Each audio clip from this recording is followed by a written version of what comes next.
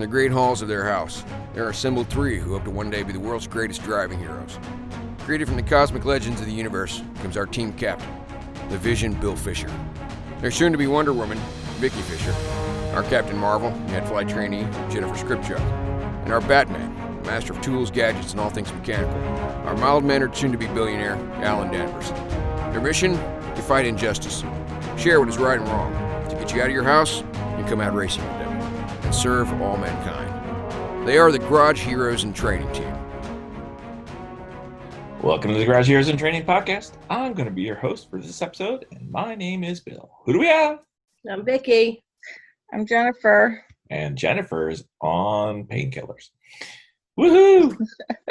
This should be a great podcast. I can't wait. It should be. That's right. All right. So this is Plan B. We had a race wrap-up, first day of racing wrap-up video that never got out because it didn't come out well.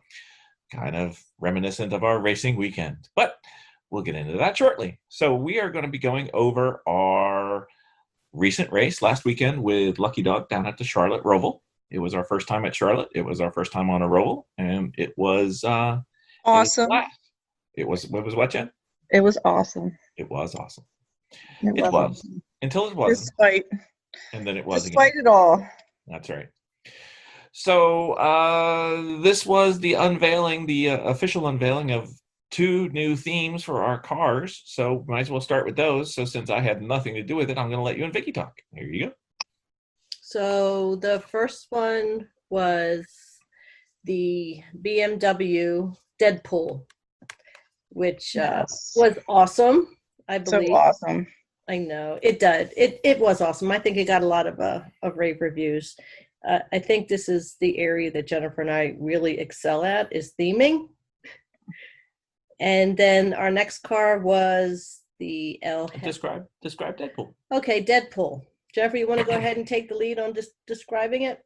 Well, we were initially going to paint the car, and we decided that the paint on the car was actually really good. So, what was? Skip into the punchline. Everything is in past tense. The paint was really good, so we decided we were just going to do decals. So we ordered some really cool decals. And we tried our hand at wrapping.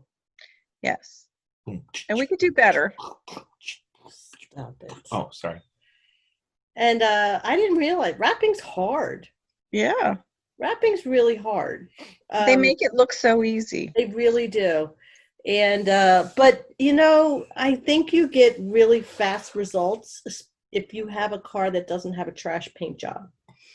Yeah. Or if it does have a trash paint job, you just cover it up. Well, actually, yeah, it did cover some areas that were rusted over, and it kind of brought all that together, which was good. But anyway, we gave it our best shot, and overall, it looks great for 10 feet away, and that's kind of what you want.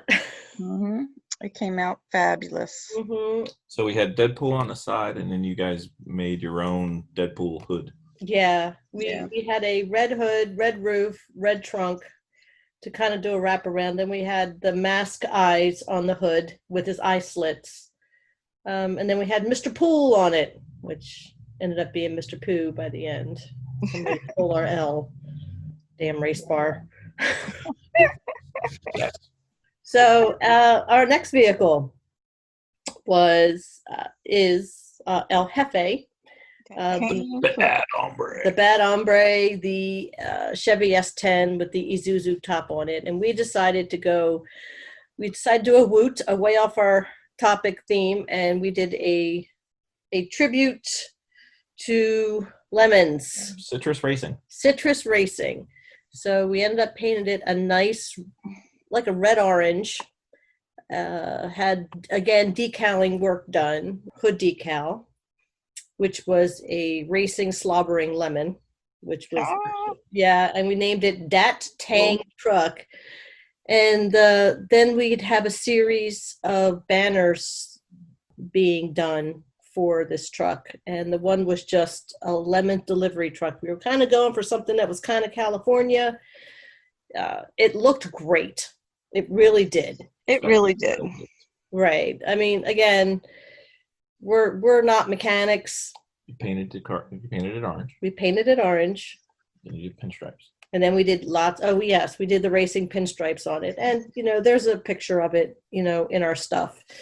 So, and it was like a zippy orange and black and yellow citrus racer. Our plan is to serve margaritas and citrus cocktails out of the back whenever we kind of get around to that point of it. We'll not actually have our heads in the cars. Fixing them. Yeah. But this is what Jennifer and I are really good at. We're not really good at the mechanical stuff, although we're getting there. Yeah. Slowly. Yeah. We're getting there. Yeah. So, when we start doing our next cars, it'll be pretty awesome how our themes go forward, I think. Why no superheroes? Well, we have anti-hero. It was lemon themes, and aren't they all superheroes? Aren't all the Lemons guys heroes? Aren't they all heroes? And Lucky Dog. And Lucky Dog. Yeah, it was debuted at Lucky Dog. So, but it turned out great. We loved it. All right, next thing we were doing, we were prepping cars.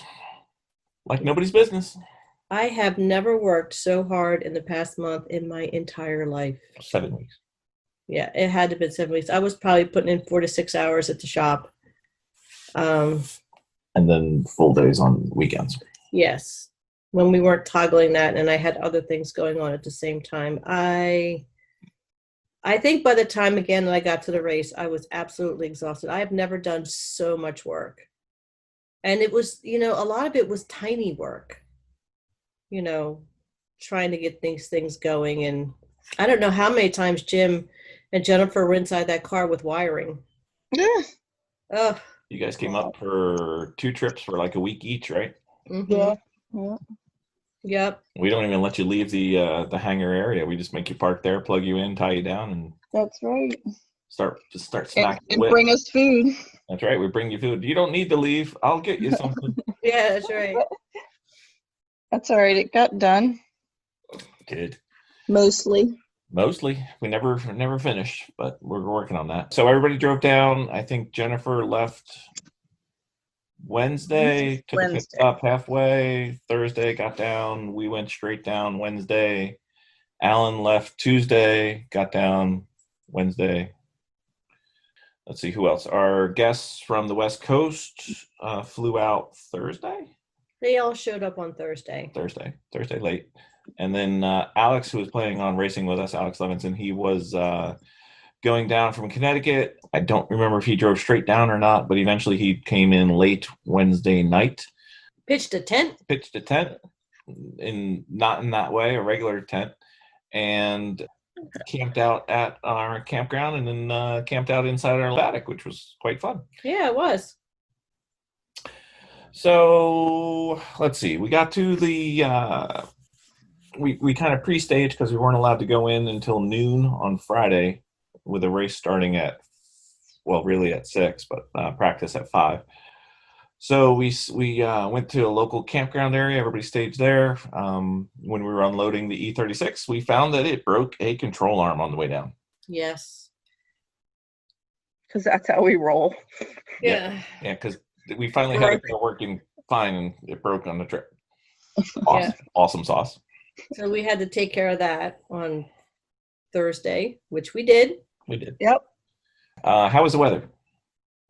The weather, it was muggy, it was hot, it rained on and off, but actually the rain was kind of a relief. Yeah. And it reminded me a lot of Hawaii in a sense that they were just passing showers all the time. It was hot. It was really hot. It was humid. It was really humid. It was North Carolina. Yep. In the summertime. So let's see. What did we do? We had practice on Friday. Friday practice was from 5 to 5:40. Lucky Dog runs with 3 racing classes and 1 super dog class, and they class you by your qualifying times. And then they will shift you around if something happens during the race where you're kind of sandbagging, or if during qualifying you had, your superstar driver and then the other 3 people are merely human. So they can move you around. You can go up or down. We ended up getting classed in Class B in the E36, and we were in Class C. No, wait. No, we were in Class A with the E36 and Class B with the El Jefe. Vicky and Jennifer got to go out for the first time on track with the E36, and Loved it. It was a lot of fun. It was a lot of fun. So much fun. I was very reluctant to get into the E36, but I did because there wasn't a whole lot of people there. Nope. The track was not crowded, and it was the perfect time to go out and do it. So, and it was such a blast.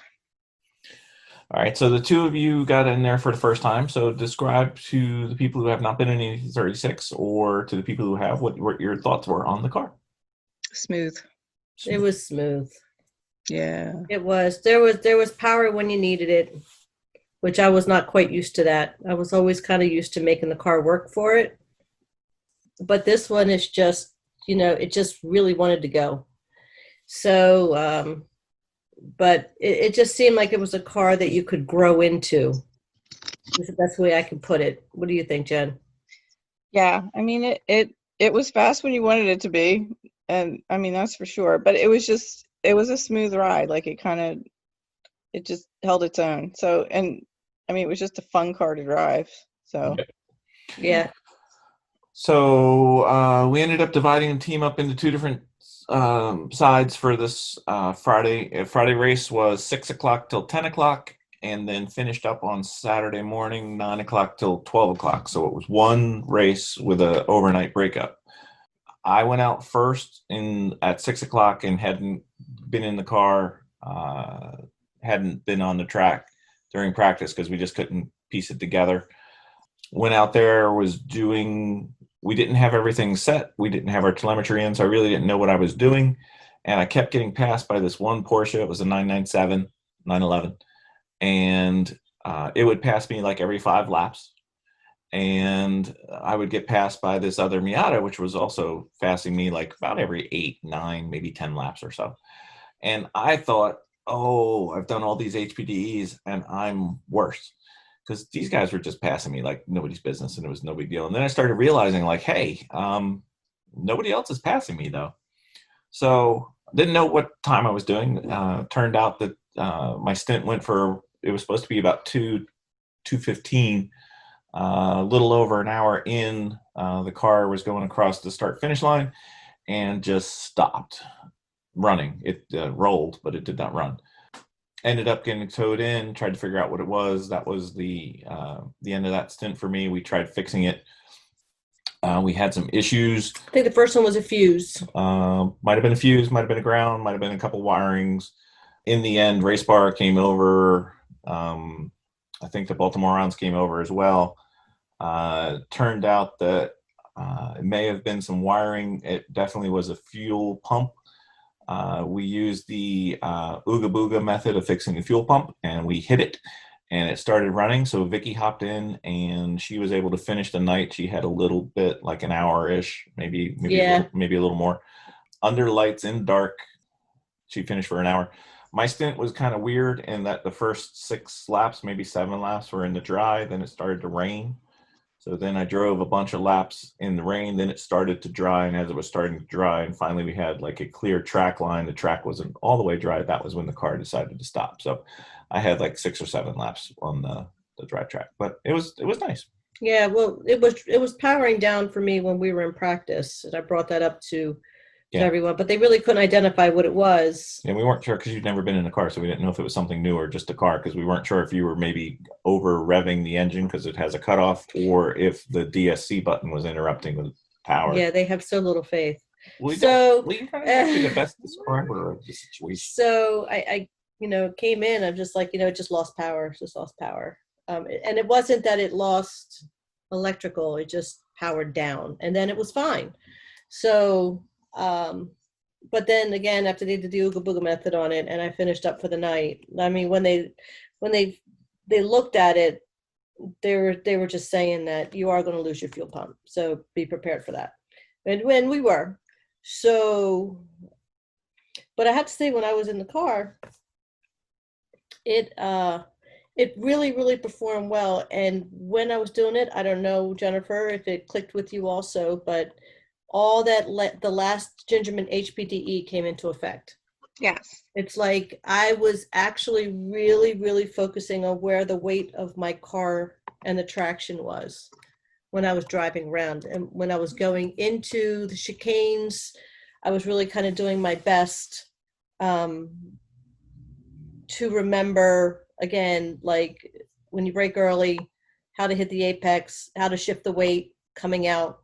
And of course, coming down the straight, I was trying, okay, this might be the place where I do a late apex. So, which is what I did going in, which was great. And the only thing is that even though we were racing under the lights, the interior of the Roval was dark. The infield. The infield. I wish I had lights because I probably would have been able to pay. It was always a little bit nerve-wracking when I was in on the inside. Not that I was nervous about it, but I always was more alert on the inside Roval. World needs more alerts. Yes. So, but I really liked driving it. I mean, I liked the BMW. I do. So Jen and Vicky, you guys had never driven a Roval. You'd never driven on a high bank turn. You'd never driven in the BMW. What were your overall thoughts? Because most of your racing is done as of today. Jen, what did you think about the walls and the banks? I love the walls. The I banks. thought they were awesome. They were so much fun. They don't look as steep when you're on them. No, and they don't feel as steep either. And they don't feel steep when you're on them. But yeah, I mean, you really have a pretty good pitch right there. And it was a blast racing on them. It was really, really was. Although, even I thought that the BMW handled the chicanes really, really well. Yeah. It just handled turns in general really well. Like it kind of just, it held the track really well. And usually Jennifer and I are racing the El Jefe. And the El Jefe is usually a little tricky to drive. A little slippy. Yeah, it's got a little bit of slip to it. You have to always watch the transmission. You can never go into fifth or you're going to crash the transmission. But, I think that all those worries kind of went away when we were driving the BMW. Okay, so there was one notable first for our team. Jennifer had her first time at the last HPDE we went to at Pittsburgh. Vicky, you had a first for yourself on the racetrack. Would you care to get into it? I don't know what my first was. You never forget your first. Your first time your tires were singing. Oh yeah. I did actually make the tires squeal when I was coming out of a chicane or going into a chicane. A chicane had my wheels squealing. And I did do a 153, which wasn't bad at all. No, and you only had an hour, so it wasn't like you were done. Right. So, but again, the HPDs really, really, really, really helped to know how to drive, especially that particular track. Yep. All right, so we had the boys. Oh, wait, there's another first. We had 2 deaf racers go to Charlotte on our team, deaf racing. Okay. And we had the boys in the other car. Yes. Well, you were talking about firsts. I was talking. Okay. So in El Jefe, we had Alan, Jeff Wright, and Lonnie. I can never say his last name. Tannenberg. Yeah. Def Stick is his nickname, and Jeff is. I don't know if he's Jeff Wright, but I don't know if he's got a nickname. No. Anyway, so I believe Lonnie and Jeff got to practice in El Jefe going for Friday night, and I think Alan started in El Jefe during the race. So I was out with Alan driving, got to see him once while I was in the BMW, and then didn't see him for a while and kept trying to find out what was going on, and nobody was on the radio. And I think Alan had to come in because the brakes were bad. or he blew through a chicane or No, something? with Alan, it was the brakes were hot. He was losing brakes, but I still think that the front spoiler was choking all the air to the engine, and so Get to the brakes. We never got to put the brake ducts in. That was one of the things we did not finish. right. So, But we thought that we corrected the issue. But he ended up coming in on one of his stints, and he drilled holes to make air go through to the brakes. But you know, there was a discussion that we had with the former team regarding the Hefe, but we'll get into that later. okay. So Alan came in. I know that Jeff and Lonnie got in. Car was running okay. Wasn't running great. Something was wrong. I think it turned out to be the mass airflow sensor. Yes, there was a mass airflow, so the engine was running hot. And I think the power steering was starting to get a little stiffer. We were having problems again with the power steering. Right. So, but Hefe ran most of the night once we got the brakes taken care of and Took the spoiler off. and then Well, that was later. It looked really good under the lights, though. Right, it really did. Until like the Lonnie came in and said there was a flash flame behind him. Yeah, so the power steering pump twice. That's when he hit a cone and Yes. ripped off the oil thing. I'm aware. Okay. So the power steering, we got pulled in, black flagged and towed in for potentially being on fire. The first time was Lonnie was following a Cadillac. I think it was a CSV. It was definitely a C. And he hit a cone, flipped a cone at Lonnie, and then Lonnie had a choice of hit the cone or hit a wall. So luckily he chose hit a cone. Unfortunately, the said cone figured out that, hey, if I go right in this one spot, I can rip the oil line right out of the oil filter, which then made oil go all over the place, and some of it did catch on fire. So that was a problem. And the second time we had a problem where it potentially went on fire, the power steering pump started puking power steering fluid. Again. So we have a power steering issue that we battled through, and we battled again. So that was basically the night of Hefe. Hefe had some issues, and then we were trying to get everything straight. So I know Lonnie and Jeff were working on putting in the power steering pump. I think we got 2. I think that's all they had. And we also got some power steering lines. And then later in the weekend, we were running a power steering pump coolant radiator, whatever you want to call it, a cooler.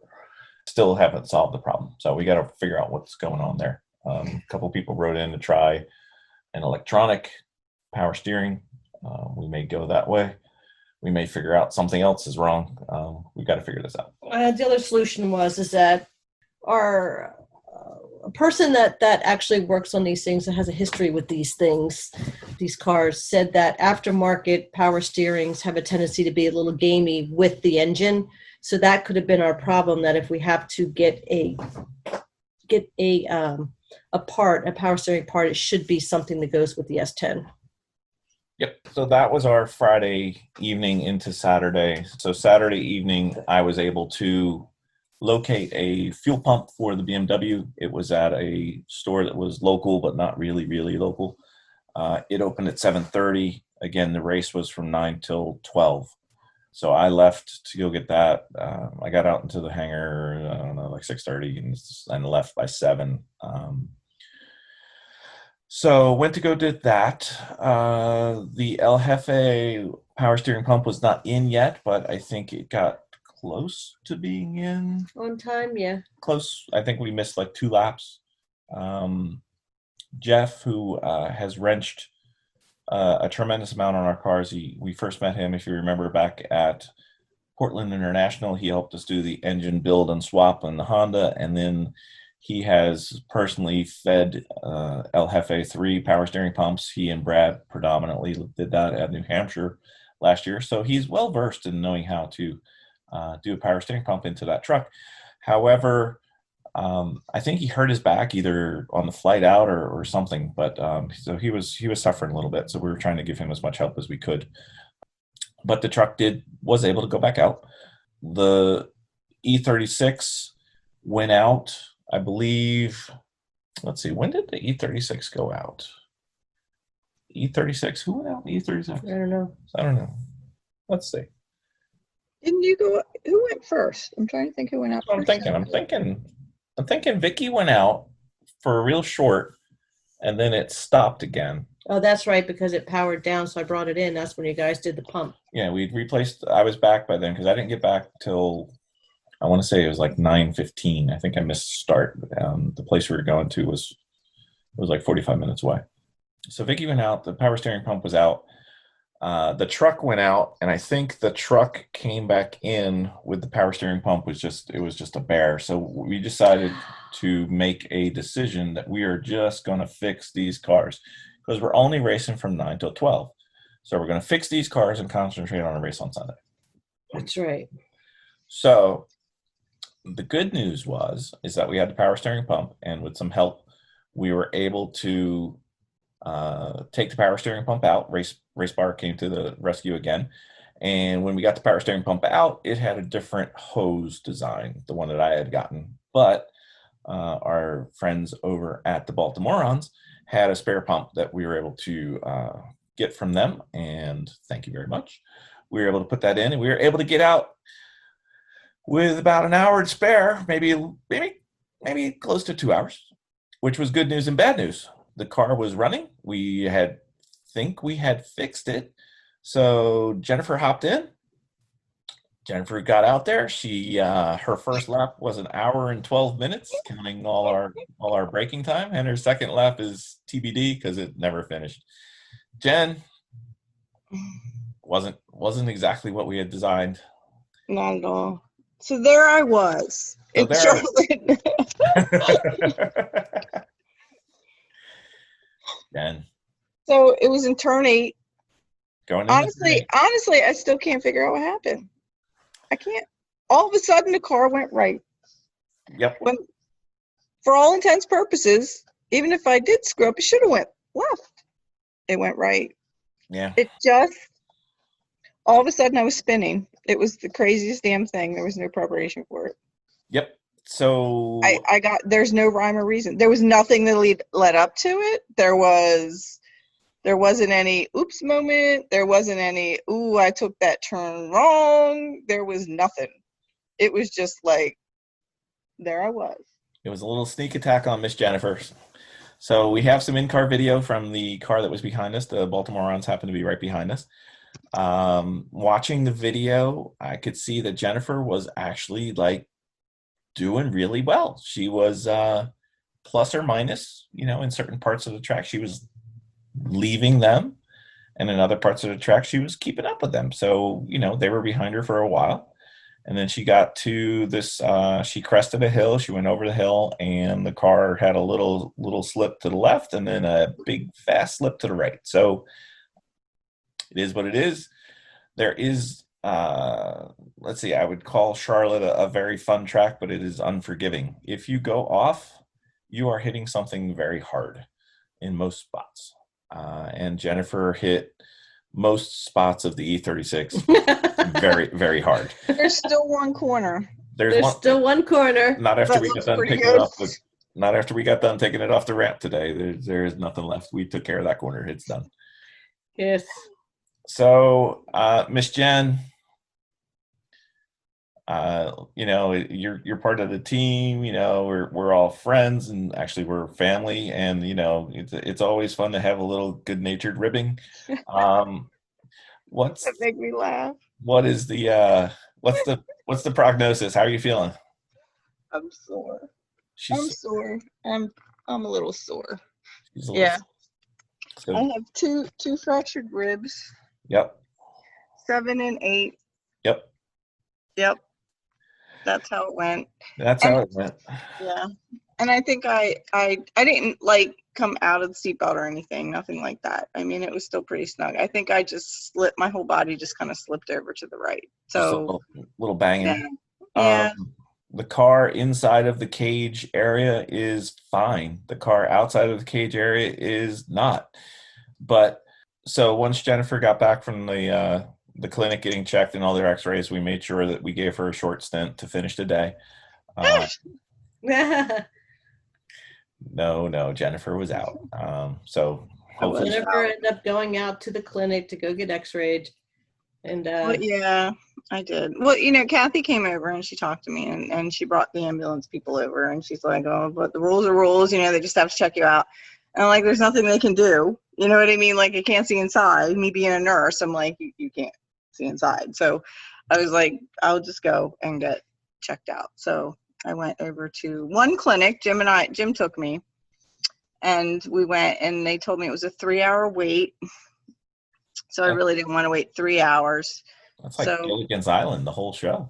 I know. So then we went to the second clinic, and they're like an hour and a half.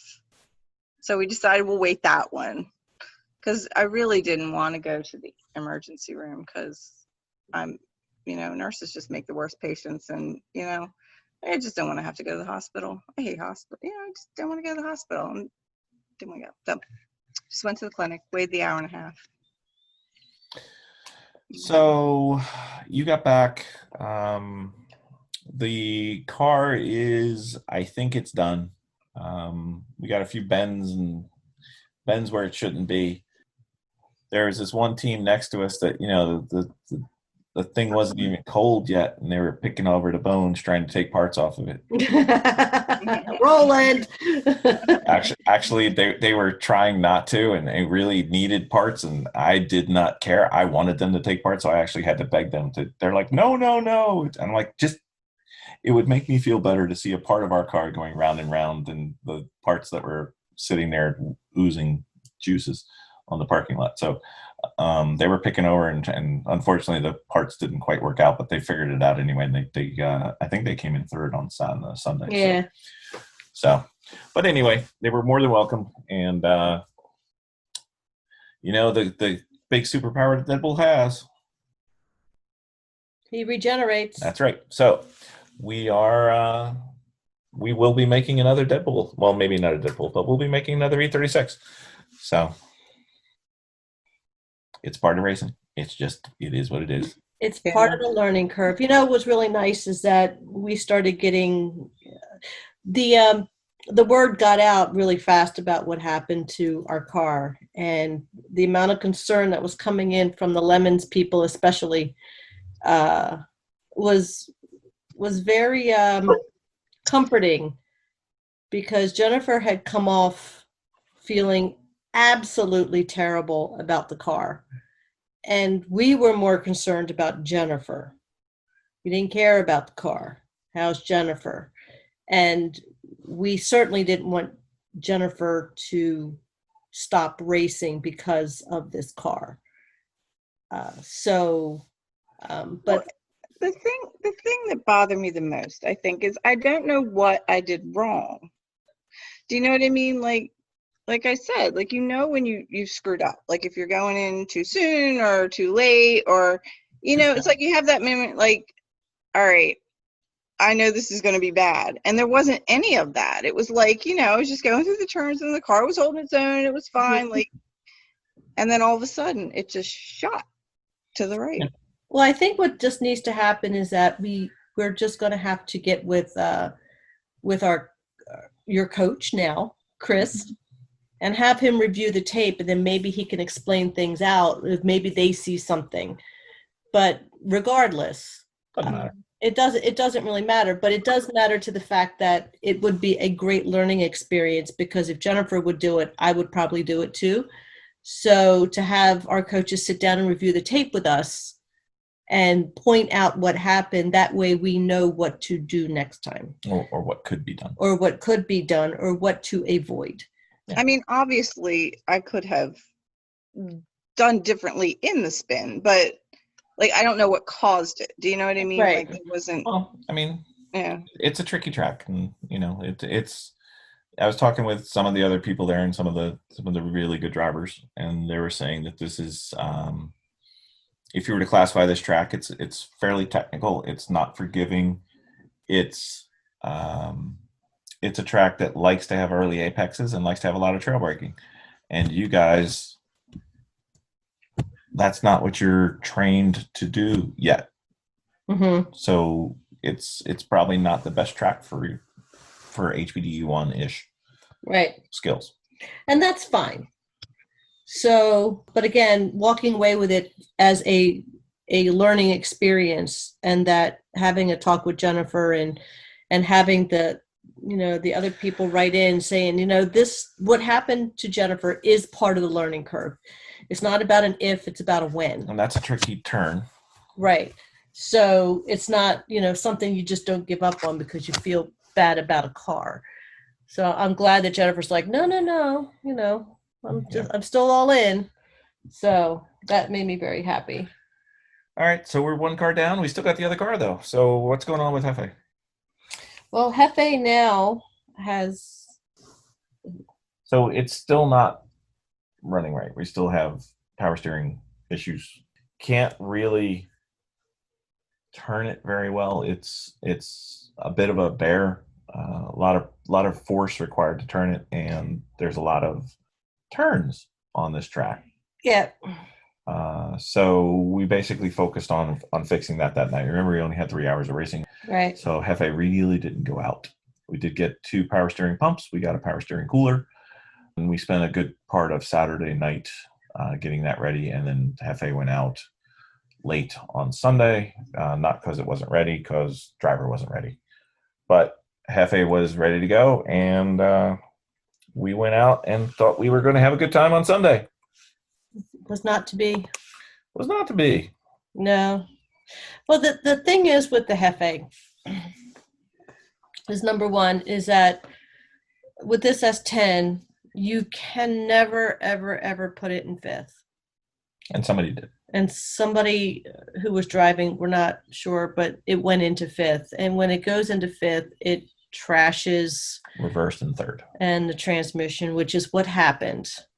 So it was running until it wasn't. Yeah. But, at this point, the car is broken somewhat. And, we already sensed that there was when I was in the Hefe, I sensed that there was an issue with the shifting, brought it in. So Lonnie went out. It was pretty good turning left. It was not good turning right. The track, luckily, is mostly left-hand turns, but that doesn't mean it doesn't have any right-hand turns. So it's like, okay, well, most of them were okay, but the other ones sucked. So eventually he brought it in.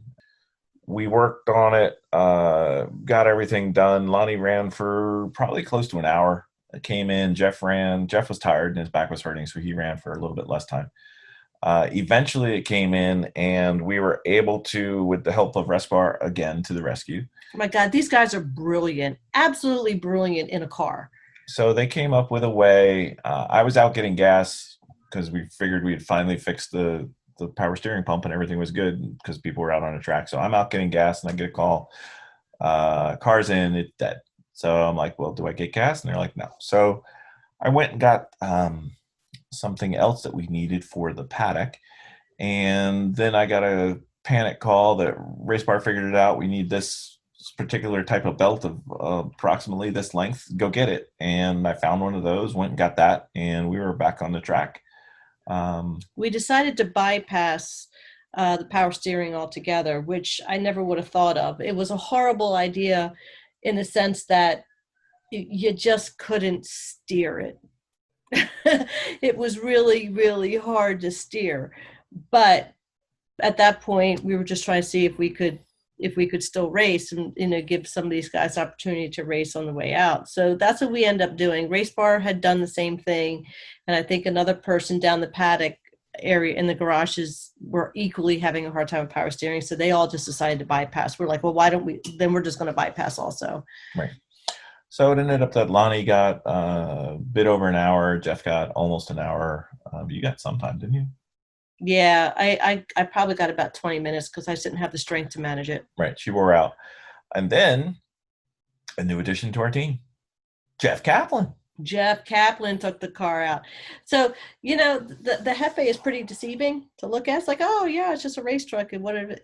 Jeff Kaplan came in and said, this thing is freaking awesome. Yep. Even though the power was down a little bit and the power steering effort was high. He was all giggles and smiles. So good review. He came in. When he came in, the power steering or steering was tough, and the brakes were fading. So that was it. We parked it. It was done. That was the end of Hefe. So we did not dominate. We never go to a race thinking we're going to dominate, but we had some issues. We came, we saw, we were conquered. But you know what? I really think we put in some valiant efforts. I have to say that we were kind of a never say die and just trying to see if we could still work the problem. And, we just did the best we could with the knowledge that we had. And, having Race Bar kind of step in and, kind of offer some knowledge. I think, honestly, I learned so much in just one day with them poking around in our car. Yep. I think that was my big takeaway from the entire weekend. Okay. So we as a team, we'd never been to a Roval, no problem. We'd never been on a high banked race course, no problem. We'd never been to Charlotte Motor Speedway, which is pretty fast, no problem. We'd never driven our cars with Lucky Dog, so we weren't absolutely sure that they were going to be somewhat competitive, weren't really intimidated. The only part that intimidated me was we got the garage assignments the day before we left, and I'm looking, and we're in garage 3 and 4, and Race Bar's in 1 and 2. That scared me. That was the only part that scared me, because those guys party hard. Oh. So there were days, but not these days. Yes. So we can hang with Race Bar up until around 9:30, 10 o'clock, and then we just got to, admit defeat. But great bunch of guys and girls. They oh my gosh, I love Race Bar. Race Bar was awesome. They were awesome. That's right. I one day will have everybody's 3 names down, so I'll know who people are. I'm working on the second or third name on most of them. I know at least one name of everybody. It's just which one's this one. So it's when they all go in dressed alike too. That's okay. At least they all go in dressed. So, all right. So, thoughts about the race, Jennifer and Vicky. First time in E36. I've been trying to get you to go into it. You guys have been saying no, it's too fast. I don't want to do it. Thoughts on driving E36? Loved it. I loved it. It was fun. I'm still questioning about the power level for me and Jennifer. Maybe it is, but the E36 might be a little bit too powerful. It's something that we can grow into, maybe with a little bit more skill level, but I still would like to give it a shot. I just probably would not push it to its limits if I was in it. It's not that much more powerful than what you've been driving. I'd like to take it to Gingerman. Ooh, Gingerman for the E36 would be quite fun. Yeah, that would be. All right, well, we'll try to do that. Jennifer, what did you think? You didn't quite get as many hours, but thoughts? I have no regrets. It was a blast. I had a lot of fun. Mm-hmm. All right. Next time when I say, hey, you guys should try a car, would you listen to me? I don't know. Perhaps. Yeah, lovely. Like I said, if there had been more people on that track, I don't know that I would have felt as comfortable trying it. But there was 20? 21, yeah. 20 drivers. Yeah. And there's nobody around you. It's just the open track. It was awesome. Cool. Let's see. We'll talk about that later. So, truck. Thoughts on the truck? El Jefe. Bad hombre. Didn't drive it. Thoughts on the truck? The truck was fun. The truck is always fun and always fine. But honestly, I believe that the Jefe is a closed group truck. What do you mean? Well, the Jefe is it's kind of high maintenance in the sense that you have to learn how to drive it the right way. And if somebody is in it and doesn't respect the truck and drive it a certain way, then it's going to get broken. You mean by going to fifth? By going to fifth. Okay. We still had the brake heating issues apparently, so that's got to be taken care of. And thoughts on Lucky Dog? Lucky Dog's always great. Always. And Kathy's amazing. She is. Mm-hmm. Their whole team is awesome. Love racing with those guys. It's the perfect blend of serious racing yet fun. Mm-hmm. Yes. So. Yeah, well, they have a tendency to race with fewer cars on the track. Mm-hmm. And the people that are usually racing with Lucky Dog definitely have a skill level, but it's not as high as the higher levels. But then again, it all depends on where you go. You know, you might have drivers that come in that are very high level drivers. Randy Popst is always with a Lucky Dog. So, but also they have room and respect people that don't have that same skill level. Stay in your line. You'll be fine. Be predictable. Thoughts on COVID impact? I thought that they were still doing their best to manage COVID. Yeah. I think that what I liked about this one is that, again, there were only 20 teams. And the reason why we haven't been to a lot of the racetracks is just probably by sheer volume of people there. We've been really focused on just HPDEs. And less people. Yeah. It does impact the fun, though. I mean, part of racing is the fun in the paddock, and you really can't do it with the COVID stuff. I think everybody did their best to try to remember and respect those paddock rules. Yep. Yeah. Jennifer, first time racing at night. What'd you think? It wasn't night when I was out there. I know, but it was our first night race. I thought it was amazing to watch. Yes. It was. It did feel like a NASCAR. It really did. It was fun. It was a lot of fun. It was like NASCAR at half the speed. Exactly. You know those slow-mo instant replays? That was our mo. That was no slow. That was full mo. But whatever. It was good. Charlotte Roval, thoughts on the race course? Jennifer? I loved it. Any I favorite thought it was part? Fun. The banks. The banks. Yeah, definitely the banks. I'm not even going to ask you what your least favorite part of the track is, Vicky? The Roval. The inside? Yeah, only because I was racing at night and I didn't have lights on the Roval. Yeah, we got a picture of you doing that. I don't know if you saw it. What? You racing in the dark. Oh yeah, it was very dark, and I think I would probably been different if I had headlights. Yep. Charlotte facility, what did you guys think? Does it remind you of any place? No, not really. It's kind of its own. It reminded me a little bit of New Hampshire. Yeah. So yeah. Bigger New Hampshire. Yeah, but Maybe. you could tell that it was on the high end of. It definitely was on the higher end. Yep. Yeah. All right, so plans going forward, 2020, 2021. What are we thinking, guys? Well, we're going to be picking parts. I know that. We're going to. Are you Better luck next year, I guess. Yeah. Jen, you think you got one HPD in you with a skid pad? Yes. Absolutely. Okay. All right. That's what we're really craving. All right, so we've got two options at Summit Point in September and October. So we'll have to pick one. Okay. Okay. 2021, hopefully COVID will have subsided by then. Please, please, please. And hopefully we'll be able to resume a normal race weekend. So that's kind of the plans. What were your thoughts on the track, Bill? Me? Yes. I didn't get many dry laps. I got maybe 7. The track is very slippery when it's wet, especially anything with paint. Paint on the surface, paint on the ribs around the corner curbing.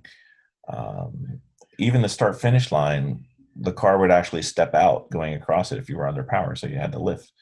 I think I heard somebody say that Alan really spun in El Jefe over it while he was out. So Really? the car steps out. It's the paint there. I don't know what they do. They coat it with ball bearings or something, and as soon as it gets wet, it's crazy. The banking wasn't such a big deal to me. I thought it would be a bigger impact on it. The walls are very close. The transitions from the infield to the oval and from the oval to the infield are much smoother than they are at New Hampshire or Thompson, which are the two that we've done before. The chicanes, the first chicane is tricky. The second one is not really a chicane to me. It's kind of straight in. It's almost like a kink more than a chicane. But I'm really glad they had it, because if not, you'd be flying. We'd be flying, and then there's that really hard left going into the Roval. So, you know, if you're going there at top speed, there's a wall right in front of you. Yep. Overall, I like the track. I think the facility's awesome. Lucky Dog is always great. One of my favorite tracks, not my favorite track. It's definitely a plus side of average in my mind. Very little room for error. Yeah, you make a mistake there, you're going to bite a wall, as we know. So I'd go back. It's not like, oh my God, I can't wait to go back, but I'd go back. Not too bad. I guess that's kind of it. So what should we do about the E36? Well, the current E36, again, we're pulling parts. I think that we already have a hanger, a working hanger. I think we need a parts hanger. So, because now we have donors, and then we have pulling parts for that, and then we're going to be getting a new E36 coming in, I believe. Well, that's kind of what I just asked. Right? Oh, yeah. And I think we were also toying around with the idea of getting a Miata. So, you know, we are actually going to wait a couple days so everybody kind of gets out of that post-race chaos, and then decide on moving forward. What do you think we should do, Jen? It's not a video podcast. I don't know. Jim had brought up a really good point. He mentioned getting two of the same cars. Right. Mm-hmm. Yeah. Yep. And just knowing that car really, really, really, really, really, really well. Everything about it. And that way, if one goes down, you got parts. Yeah, nothing wrong with that. So what do you guys think? The listeners, write in, give us comments, send us emails, whatever you want. Give us comments on Instagram. What do you think we should do? We've got a lot of E36 parts. We've got 2 Mazda Miatas already for HPDs. Is there something else we should try? Well, right now we have a Honda in the build. That's next slated to go out. They're like, as Chris had said, they're kind of like Legos, which, you know, again, it's already got a good partial cage in there. Seat can be mounted, and, you know, it's all ready to go. We might have to do some just a little tiny bit of engine work on it, but I think that will be the next ready to go while we start working on our next build, which will probably be flipping over into the E36. But, we'll see. We'll see. Our listeners can vote too. Friends, anybody, let us know. What do you think we should do? So this brings us to the results. Does anybody care? Go ahead. Anyway, so the Friday-Saturday race, the Pigpen Racing came in first in Class C. Cheap Thrills, Kentucky Racing came in second. Knox Vegas Lowballers were out there. They came in third. Class B, we had Hot Rod Lincoln come in first. David Levine, I'm not sure.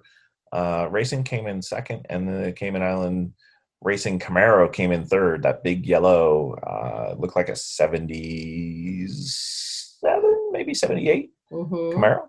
Big yellow Camaro out there. He when it started to rain, they had a little bit of trouble in the beginning when I was out there. It got a little slippery.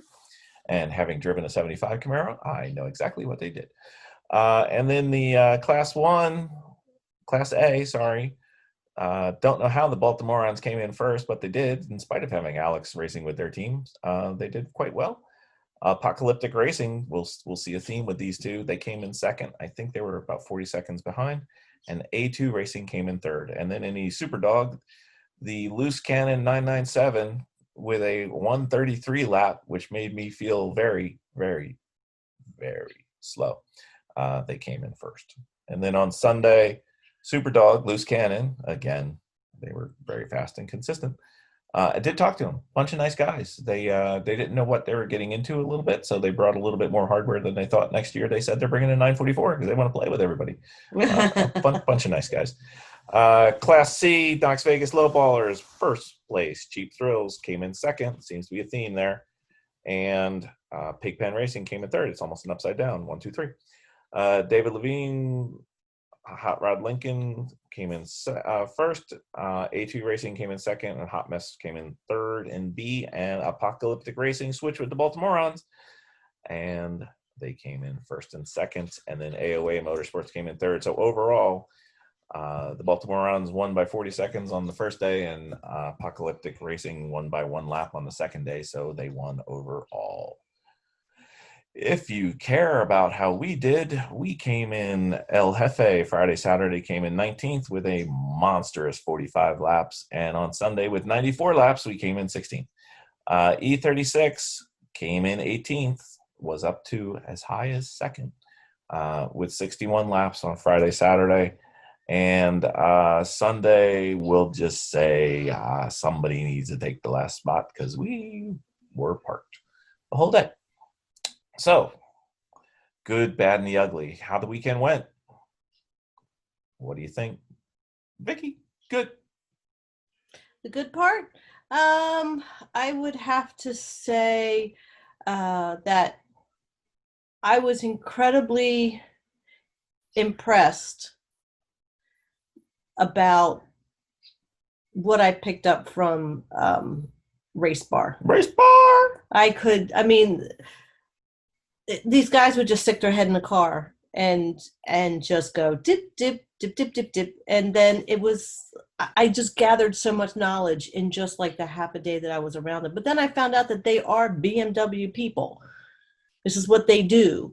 And one of them was their electronics guy, especially too, who was really good at it. Just got him a book and he's like, oh yeah, it's just your sensor. Boom, boom. I was like, oh my gosh, this is just amazing. And then it came over to me. He's like, well, we need the purple wire with the green and yellow stripes. And I'm like, that's great. I'm colorblind. So yeah, so it was pretty amazing. So I really appreciate Race Bar. And, I'm gathering knowledge wherever I go as people are working on their cars. You're almost in training. As if I am in training, So, but, learning with hands-on, it was pretty amazing. Miss Jen, what's your good? My good was I probably felt more comfortable driving than I ever have. On the racetrack? On the racetrack, yes. Yeah. And the post crash, you were nowhere near as upset as you were the last time. You were concerned about the car more than because the last crash upset me a lot. It really did. And I think I was kind of always waiting for something to happen, and now that it's happened, I'm just like, well, even though I got hurt this time, it was like that anxiety isn't there anymore. So I know it's weird and strange and doesn't make any sense at all, but in some weird way it makes sense to me. Understood. Mm-hmm. I get it. No, and then it was good because you handled it much better. You were more, not that you weren't concerned about the car the last time, but you were much more concerned about the car than the whether you should be driving. Well, she did actually bring that up. She's like, I just don't know if, because this is second car. And I just basically told her, I don't want to do this without you. So please don't quit. I feel like a Kenny Loggins song should be in the background. Please don't quit. Like I said, I don't know. Well, we'll figure it out. Yeah. It's part of the learning curve. Yep. Yeah. So good for me. It was good to be out there racing again. Good to me. It was nice seeing friends and having some fun in the paddock, even though we were limited with COVID. And always one of the big things is whenever a car was down, people would come and help. Absolutely. That's the amazing part about racing. It could be as simple as, they'd come over and ask me for a part if we had a part. And, they were new to the series and new to endurance racing. So our cars were at a point where I couldn't do anything about it. So I went around and I went and found a part with the friends that I knew. So everybody does everything, and also always good. Lucky dog team, lucky dog, everything. Lucky dog. What about the bad? Vicky? Definitely the power steering. The power steering is just, it was just that frustrating thing that you just can't fix. It was just, our heads were always in it. And it bothers me when the cars go down a lot. Especially when it's for the same thing more than once. Right, for the same thing more than once. And I know that I worked so hard to try to get those cars ready with the best knowledge that I had, and then outsourcing. And it was just very frustrating that our cars were, again, having problems, and that we had company in for them to drive them. So I felt really, really bad about that. Miss Jen, anything bad? Really? Well, there is an ugly. Well, I think there's bad and ugly. We'll just leave it at that. Very well. When I thought about the bad, the power steering is frustrating, but the amount and volume of training, of preparing, that Vicky and I had to go through for 2 cars, it wore us down. We went into the race. We still weren't done. We went into the race fairly exhausted, and it's not Sustainable. No, it's not. No, I think Bill and I, majority of prepping 2 vehicles, for Bill and I alone to prepare a team and the vehicles, 2 vehicles at the same time, and lay out the theming. And Jennifer had come over to help with that, and preparing the paperwork and the organization and the registration Packing. and the packing, which took us like 2 hours. 2 hours? Well, yeah. It took way more than 2 hours Yeah. to pack. 2 days. I think for 2 vehicles, it's just not sustainable for us. It's just, we're burning out, and we just can't burn out and enjoy this at the same time. So we have to make some adjustments. It's supposed to be fun.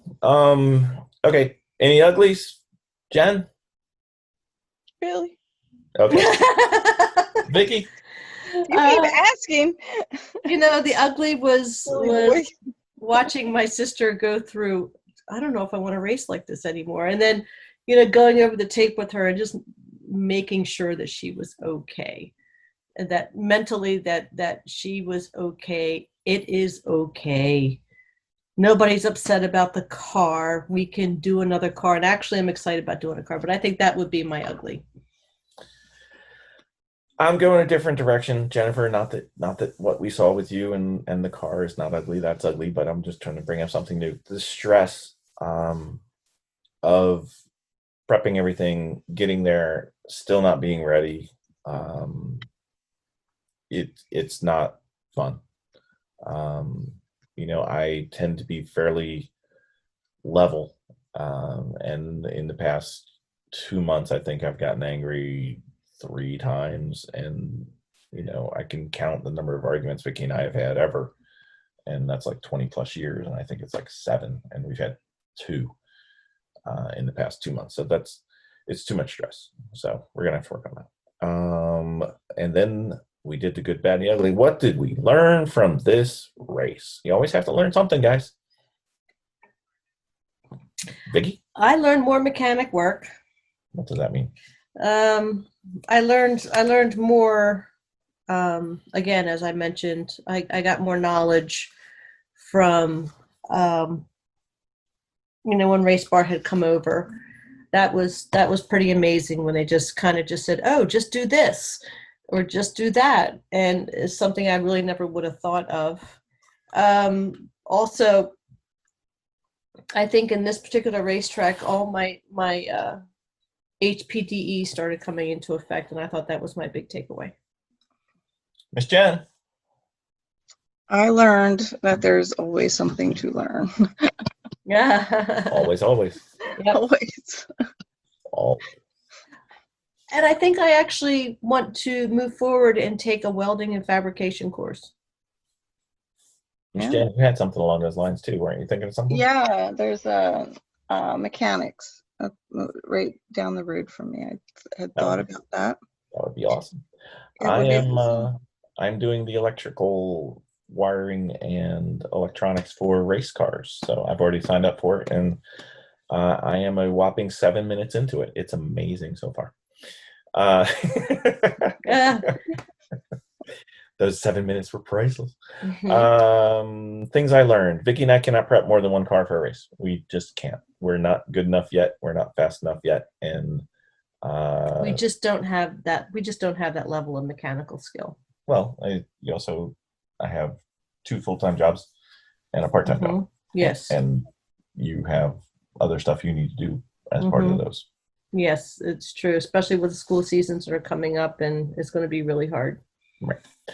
So there's that. And the one thing that was initially, like I said, I was a little concerned. I was like, wow, these HPDs, I'm worse than ever. It's actually, they are working for me. I was faster. It was, the other thing that was really nice was I was faster without it being harder. It was actually easier. I never drove and pushed it. And I was still, at that point in the race, I think I was a 3rd or 4th fastest car. Probably could have got down to the mid, maybe low 140s in that car, and cannot go to a race exhausted. It's just not fun. It's too much. It makes everything less than it should be. So changes for our next race. Vicky and Jen already covered what they're doing. Classes. How so do you mean? Welding. Oh yeah. Right now I'm looking in not just welding, but I'm looking into like an art welding. If I can find one local to me, and that would be more along the lines of the fabrication, because I keep running into situations when I need to weld something and I have no concept of it. I was shown once, which is fine. As well. Right, but I think that actually doing metal work in like an artistic situation, I think would be extremely beneficial when it comes to working with the cars. Miss Jen, changes you're thinking for next race, next season, hopefully next season? To have you guys less stress. Good God. That'd be good. Yeah. You know what? We were talking about it the other day when we were driving home. If you, not that Vicky's punting it, but if you could take the lead on the food prep, that would help. Yeah. So that would be wonderful. We're still in. It's just when we get behind. And it wouldn't be, say, when we're cooking for 30 people like we normally do. I mean, I would certainly pitch in, but I think like maybe like on the smaller stints, if you could just take the lead on that, because that really worked out. That gave us so much time to get that last minute stuff done. Absolutely. Or even menu planning would be fabulous, and I can participate on this end. It's just one less thing I have to worry about. Yeah. But when it comes to mass stuff, it's like, this is what we need. All right, I'll go throw it in my pots and get going. But just like I said, that's one thing I can do from here. Yeah. Yeah. Yeah, the other thing that you could do is you could move out of here and come on over. If you were local, that would be wonderful. Just putting in a vote, just a vote, one vote. Don't forget to vote in November, people. I just voted now. One things that I think we need to change. For each race, I think Vicky and I need to focus on prepping one car, or that being our primary focus. We can assist everybody on our team with other cars, but we can't be the primary for everything for more than one car. We just can't do it. No, we just can't. But the thing is too, is that we can bring one car, but we can also have one car in the wings here, prepped for in case something happens to, say, car 1, then we could still continue with car 2 into the next race. Yeah, but we're just not as skilled at this point, and like our friends over at 3-Pedal Mafia, if something happens to their car, they can actually build almost a new one in between. Right. Whereas we just need more time. So if we had, let's say our races are traditionally they're in April, May, August, and October. If we had like a car A for May, a car B for June, car A for August, and car B for November, we could do that. I think a lot better. So that may be something we go with, but we'll see. Yeah. And then other changes for our next race. I'm thinking we probably should change to E36. Yeah. Was that too soon, Jen? That made me laugh. The Percocets are kicking in. All right. So that's it. That was our race. We had a great time. If you guys got any ideas or thoughts on what we should do for a car, or if we should just stop this whole crazy thing, that's an option. So we're not going to listen to Whose idea was this anyway? Where did all this come from? I'm looking. some guy. In what world do we think that we could actually do this? Everybody can do this, even us, maybe. Even us. So take a lesson. If we can do it, That's right. anybody can do it. We said you could do it. We didn't say you could do it well. But we had a great time. We damaged. We've got one car bleeding and we've got one car dead. But we'll fix it. We've got some ideas. Pulling parts. Pulling parts. Pulling parts. If you got any questions, if you'd like some topics we'd covered, that would be great. Just let us know. We're on garageheroesandtraining@gmail.com or our website, garageheroesandtraining.com. And when you lose a car, it's kind of painful. If you guys wanted to help us out, maybe leave us a review on your podcast app of choice. That would be wonderful. Be even nicer if it's a sympathy one for our poor car. Be even nicer if it's a good one. We've already got a fake bad one. That was awesome. That was quite creative, by the way. And that would be fun. We'd like to thank our guest, Jennifer, on Pain Pills. Jennifer. Jennifer's on enough pain pills where she's laughed at most of my jokes, so we know. That's not true. You know what? I've had to conserve them because being in the medical field, I'm ashamed of what it's become. Because you go in and they're like, you need to take one pain pill every 4 hours, and I can only give you 10. No. They just don't give you anything anymore. Well, they're making up for past issues, shall we say. Mm-hmm. So that was fun. We had a great time. Jennifer's enjoying her pills, probably more than she enjoyed her racing, but she did enjoy her racing. We're going to get you back out there. Hopefully you'll heal. Figure 4 to 6 weeks. You should be good. And then we'll probably bang out one of those HPDs with a skid pad down at some point. I'm so excited. So excited to be working on a new build, too. We'll see if that excitement lasts. We got winter coming, so. This is true. So if you feel sorry for us and want to give us a nice review, that would be great. If you feel really, really sorry for us and want to give us a nice review and come over and help us build a new car, that would be awesome. So thank you, everybody. Hope you enjoyed the race. Hope you enjoyed us talking about the race. Lucky Dog is tremendous as always. Charlotte was fun. Highly recommend Lucky Dog. Lucky Dog is awesome. It is. It was great. Great weekend. It was. So if we could get Charlotte to turn down the heat a little bit, that would be nice. But otherwise, it was pretty good. Thank you, everybody. Thanks for coming. Bye. Bye. Dominating with Dawson. Welcome back, Ben. We've got a question for you. Vicky and Jennifer have been in HPD E1 for 2 different times this summer. They've been in it before.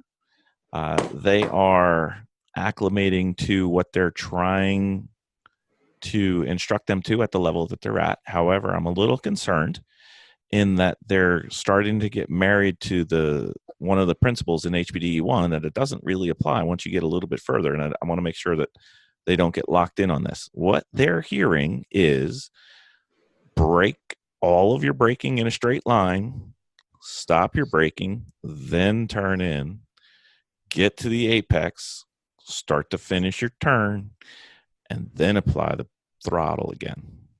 So all their inputs are separate and there's nothing in between. It's very digital, like a ABC approach. And I'm concerned that's going to become ingrained, and I'm concerned as they progress, because that's not what I understand you would do as you progress in your driving career. That's a tough one. I understand why HPDE organizations would prioritize learning in a very structured way, with like a crawl before you can walk, which is where you guys. Well, you guys are like they have you at like tummy time to try to pull up sort of area. But yeah, I can understand why they do it. When I started doing HPDs for road course stuff, it was the same way. Like it was like, all right, break, get it all done, turn in. Okay, everything was very much meted out, and definitely like looking at how I drive now, it's not structured in any way like that at all. I'm just trying to yank the car around as fast as I can, and as soon as I get back on the gas, I'll be on the gas anywhere. I'll shift the gears anywhere. Like there's no structure to what I do now, but I started out that way, and as I was starting out, that made a lot of sense to me, because I was just trying to kind of put together a whole lap on the track. That sort of made sense to me. But then again, I think it was maybe my second DE weekend, I went and rode with this guy who was an instructor and racer, and he had a third gen RX-7 that would do like 150 down the backstretch of the hour. It was even like it was a passenger car, but he took me out, and I saw like the first time I saw the way he chucked it down through like down through hog pen and stuff like that. And we had been taught to break in a straight line to get down into it. He just goes just straight down through the whole thing. Nothing was. I was like, okay, maybe it doesn't have to be quite as structured as my instructor was telling me. And then as I went into further HPD experience level groups, you sort of shift focus away from doing everything everything separately. You sort of start blending things together. And by the time you're advanced, they're talking about maybe being on the throttle and the brake at the same time sometimes. Could you imagine if they told us not to do the 4 inputs or the 4 structures in HPDE1? Hilarious. Could you imagine all the spin outs that would be happening all over But that? I also feel like part of that is feeling the car. Do you know what I mean? And feeling what it's capable of and what you can get away with. And you can't just go out there knowing that. It's something that comes with experience. You know what I mean? Like doing it enough and kind of testing it out. And so I understand why they do that too, because it would be a hot mess. Awful. Oh my gosh. Yeah. But that's true. That's true. I also should say, I also didn't reveal this part of this teaching methodology, but I don't teach people that way. Like when I'm an instructor, unless this guy or gal is not going to get this whole weekend, I can tell it immediately. Then I'm like, all right, breaking a straight line turn, I just kind of turn off for the whole weekend. But if it's somebody who's got control of the car, I'll kind of teach them like, hey, this is what people are gonna expect you to do. So we'll do it that way a little bit, like a session or two. But then once I can tell this person can control the vehicle and wants to have fun and get faster, we start to branch off of that, even if it's a relative novice, run group. So just as a data point, like I will usually show people that a little bit, just explain that somebody else might expect you to do this, but here let's go do it the way you would actually do it if you're racing the car. I just always assume if somebody's in the car with me, I just treat them like they want to be a race car driver. So that's my 2 cents on my individual input.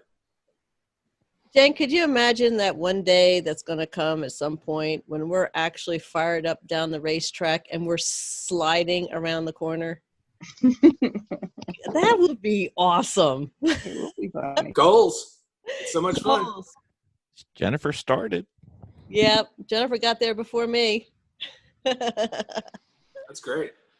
So I guess where I was going was not that it's not a technique and it's not a viable teaching technique. I just wanted to make sure that Vicki and Jennifer were aware that eventually you can still be on the brake as you're turning in, and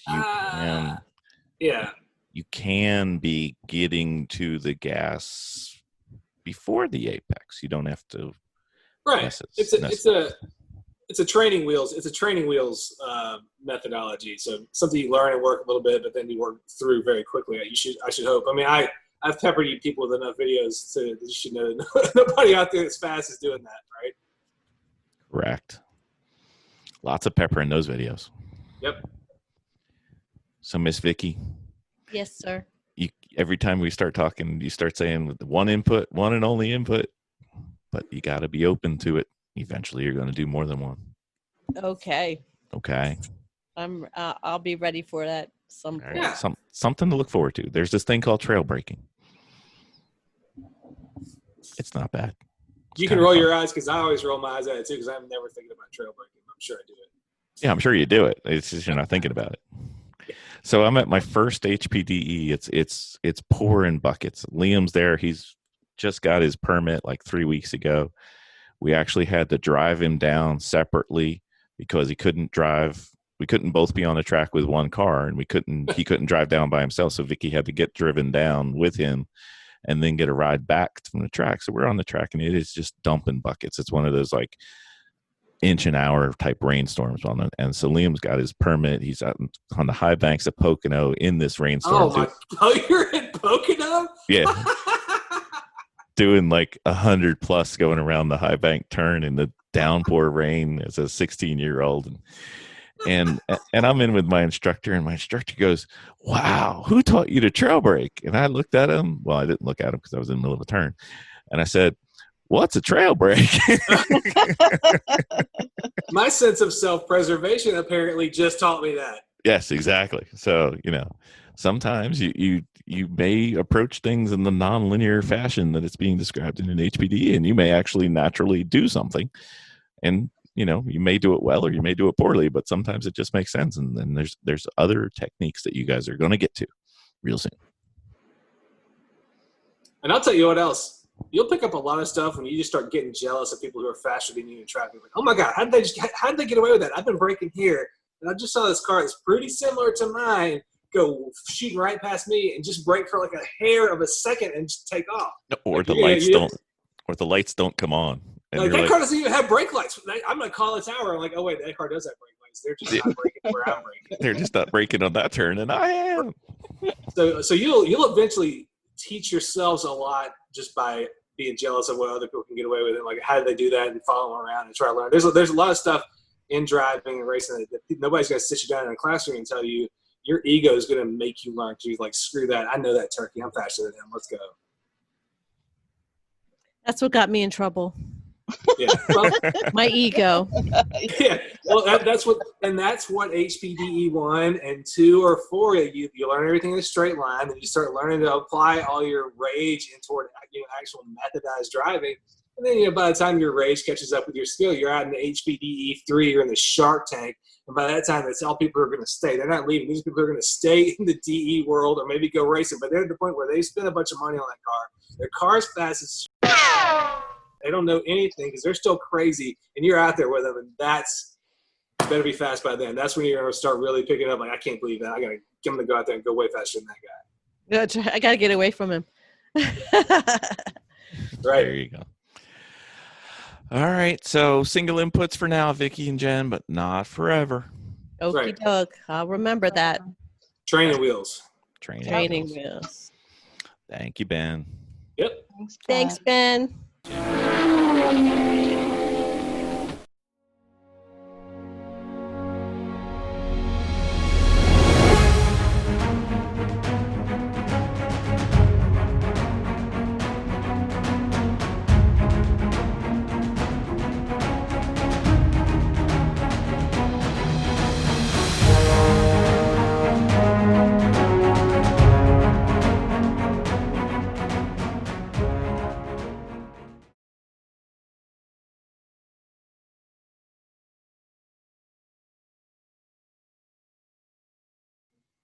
Can you hear me? Yep. Can you hear us? Yeah. Hi. Hi. How you doing? I'm good. How are you? Is this a Percocet-induced podcast we're having here? No. Damn.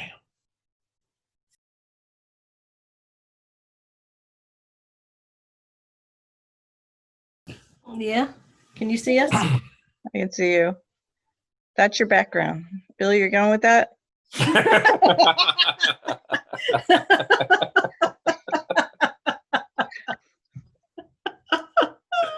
We just thought it would go over for like an hour or so.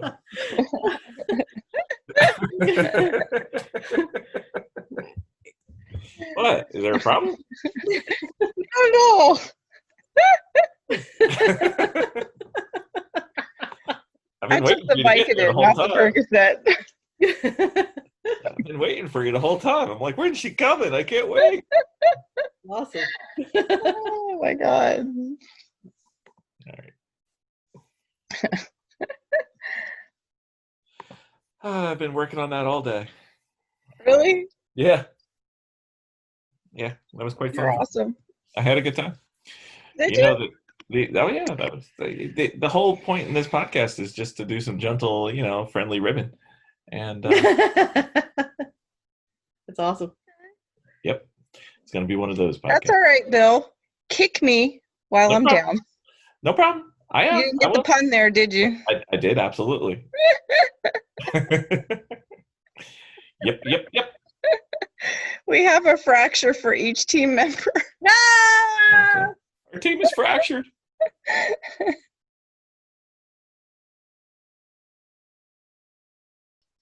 Game over, man. Game over.